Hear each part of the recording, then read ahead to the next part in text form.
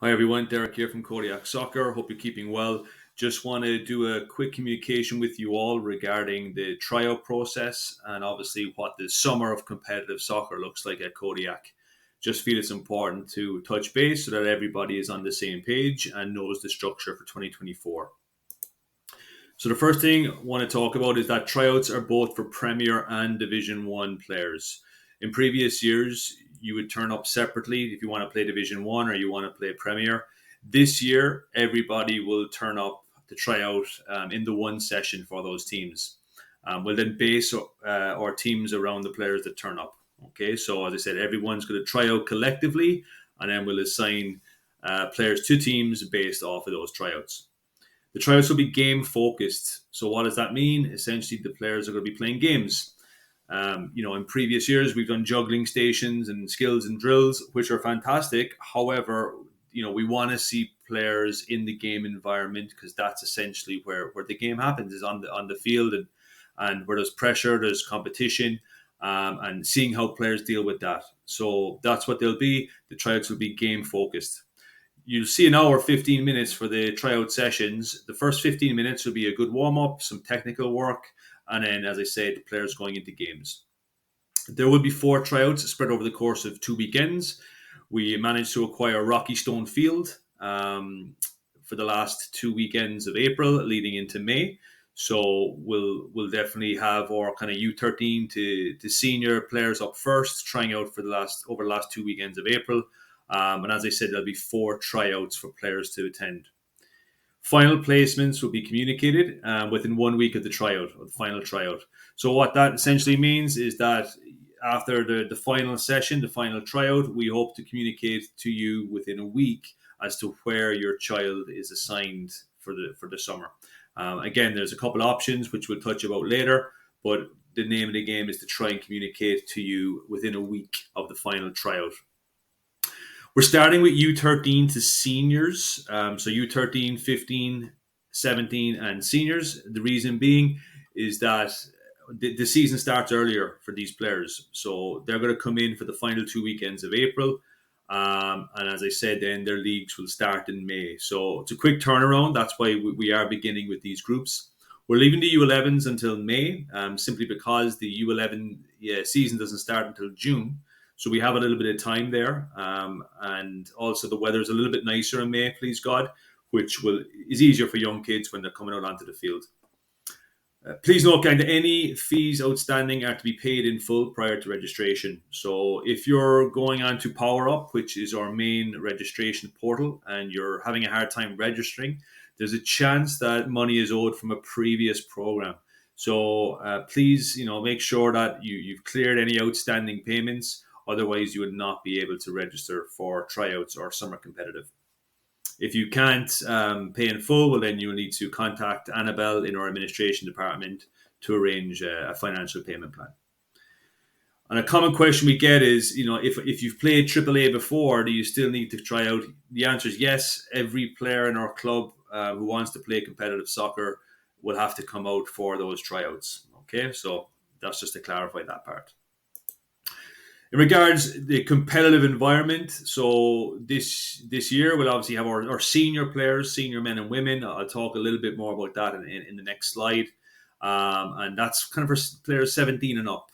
Okay, so that's our kind of top tier program. And they'll be playing in the New Brunswick Premier Soccer League. Okay, when we talk about our top youth development, that's U13 to 17, otherwise known as Premier or AAA. And that will be played in the NBSL.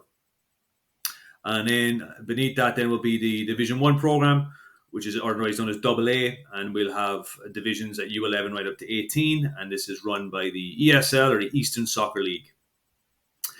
If a player doesn't make any of the competitive teams, or they're just learning the game and want to kind of make friends and have fun, then we encourage them to go into our Kodiak grassroots program.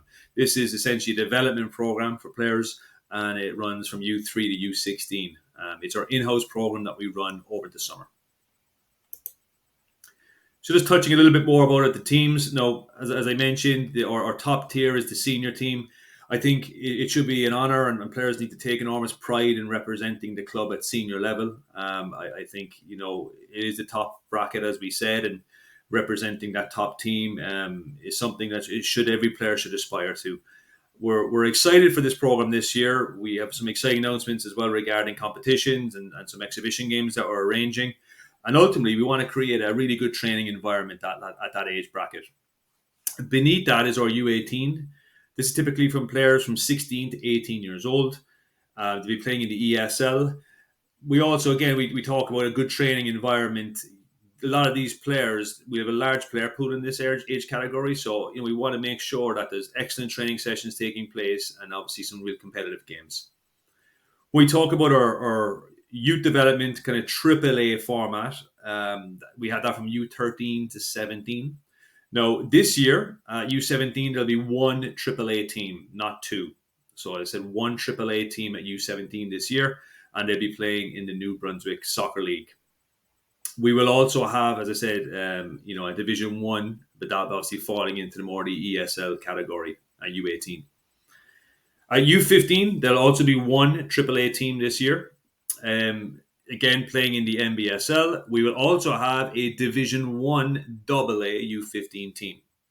What's new for 2024 is a U14-15 league. It'll be called 15-2, and that'll be an NBSL league. This is a fantastic league because we put forward the idea that going from U13 9v9 to U15 11v11 is a big jump.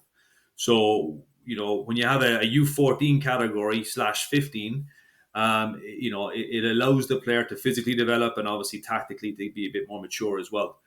So this is a new league which Soccer New Brunswick are running, and we'll definitely be putting a team in there. And as I said, it's a fantastic opportunity for players who aren't quite ready for U15 AAA to really develop their skills, and there is that freedom as well to move up and down. At U13 this year, we do aim to have two U13 AAA teams. Reason being, it's a popular age category. And again, it's a development league. So the aim is to develop players to push them into those higher age categories. We'll also have a U13 Division 1 team as well.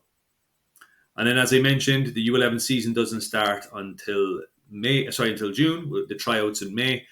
We're excited for this. This group plays in the ESL. Again, what we're looking for here, guys, this is our future. This is the future of Codiac. I know last year a lot of kids came out. We're expecting the same again this year. And, looking forward to seeing these players come out, play games, have some fun, make friends, and, have soccer as a real passion project for them as they grow older. So that kind of explains where we are in terms of our teams and divisions this year and the tryout process. I hope this video was somewhat helpful and perhaps might answer some of your questions that you may have. If you do want to touch base or have any other questions, please reach out. It's td@kodiaksoccer.com, and we'll do our best to try and help you with any further inquiries that you have. Other than that, I'm looking forward to seeing everybody come out for the tryouts and really looking forward to an exciting summer of soccer at Codiac in 2024. Okay, so see everybody then. Take care.